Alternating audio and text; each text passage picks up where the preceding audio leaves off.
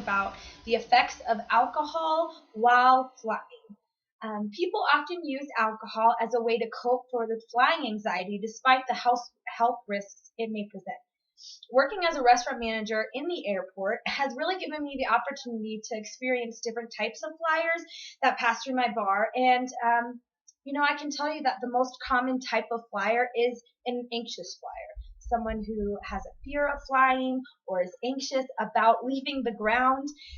In those types of flyers tend to pop a Xanax to get over the fact that they have to go through security, or they, drink 3 vodka Red Bulls just to get through the gate. And every day I am forced to cut off a customer from fear of overserving them and losing my liquor license, and yet they still manage to go to another bar and get twice as drunk as they would have in my bar.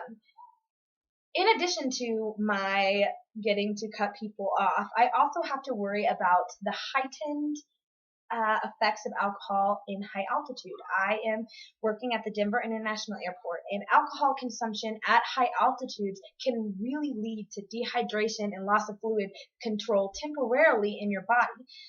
This is due to the fact that if you are consuming alcohol in a short amount of time, that it decreases your body's ability to produce fluid. And so, let's face it, who's really in the airport for a short amount of time intentionally? Some people get delayed, but most people are in there for 30 minutes to an hour and then they're getting out. And so downing that amount of alcohol, in high altitude can really hurt you. And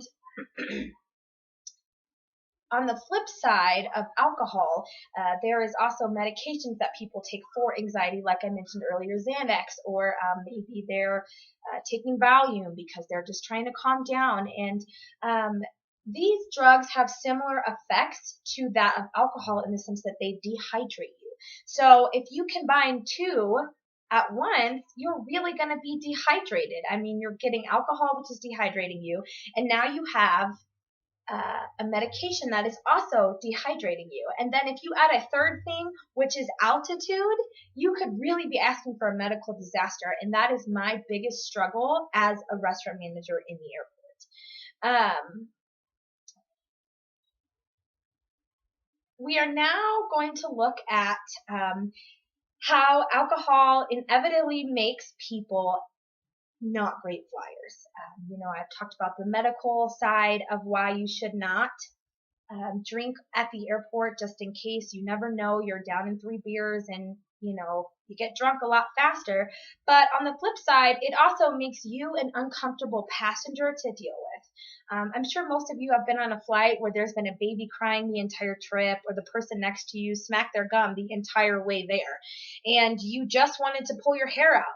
But if any of you have ever had the indecency to sit next to someone who has had too many drinks before they got on board, I am very sorry for you. They are obnoxious, and alcohol can impair people's judgment and turn even the nicest person into a nuisance to deal with. And what a lot of people don't know is that TSA will not let you fly drunk. You will not be able to board the plane if you are visibly intoxicated. And furthermore, if you are intoxicated and you are making a scene on the airplane, they will ground the airplane and take you off board. But TSA has every right to feel that way. They do not want to tolerate disruptive passengers because they are seen as a national security threat when you are threatening people or intimidating people on an aircraft.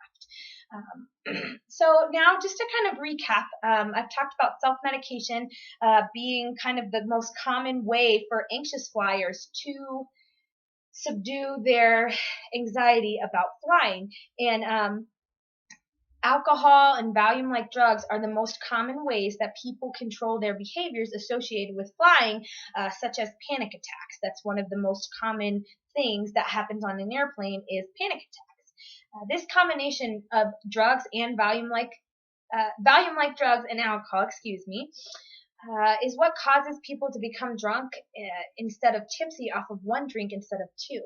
You know, it's the difference between 4 beers turning into 8 beers. And you didn't have 8 beers, but those 4 beers might as well be 8 beers. So all I guess I'm trying to say is consumers beware. Getting drunk in an airport is also asking for a one-way ticket to the detox center downtown. And yes, they will take you to the detox center if you are visibly intoxicated. TSA is a real stickler for those who attempt to fly under the influence. In fact, they will take anyone who even appears under the influence. Even if you just fall down because you tripped, but they think that you've been drinking, you will be taken into questioning and then potentially to the drug take, which is downtown at the the Denver Criminal Justice Center.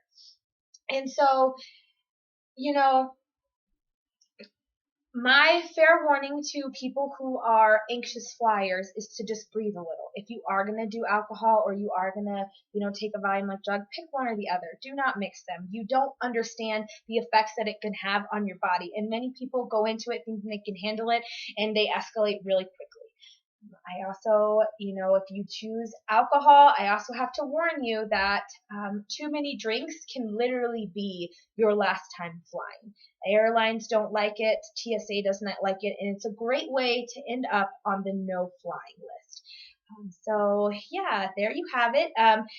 If you do ever find yourself in a situation where you do happen to have one drink and take Valium, just be careful. Your bartender at the airport should notice it, but the gate agents will definitely notice it. So that's it for now. Have a great day.